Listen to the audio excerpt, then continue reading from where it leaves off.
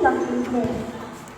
Minamahal namin ang mga kamag-anak, mga magulang, mga guro at prinsipal, mga panauhing pinagtitipadanan na narito kayo sa ating paaralan. Magandang hapon po, Pating Marangal.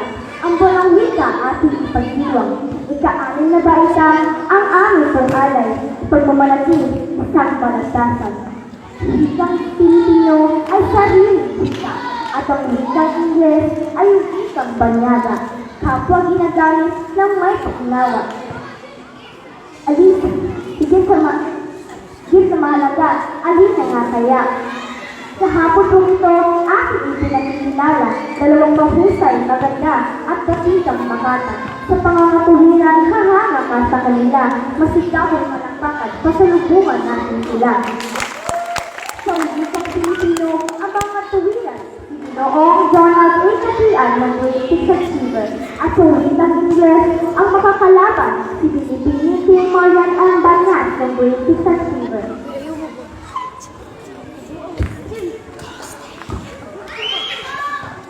Sa puso at diwa, ako ay Pilipino. Magandang Pilipinas, itong banyo. Magsariling wika, wikang Pilipino, na siyang nagbubuklot sa sambayanan ko. Wikang Pilipino ay wikang panahal.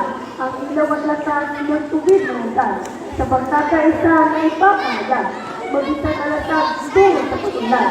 Alam natin itong English, isang wikang pandaigdig. Sa lahat ng pag-aaral, pangunay ginagamit ang mga asignaturang science, English at mathematics.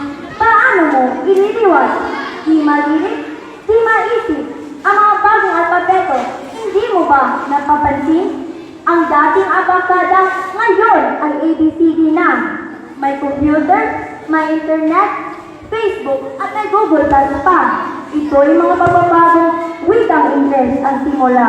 Alam naman natin sa mundo maraming pababago. Magabagong teknolohiya, patuloy sa pag-aserson. Mentalidad ng kolonyal, dayuhan ang pasimuno. Pero naghihirap pa rin ang maraming Pilipino. Sariling dikta ay salamin itong ating pagkatao. Matibay na pundasyon nitong ating pagka-Pilipino. Isang wikang pinagisnan, minana pa sa mga ninuno. Nararapat talaga ang isaguyod ng lumago.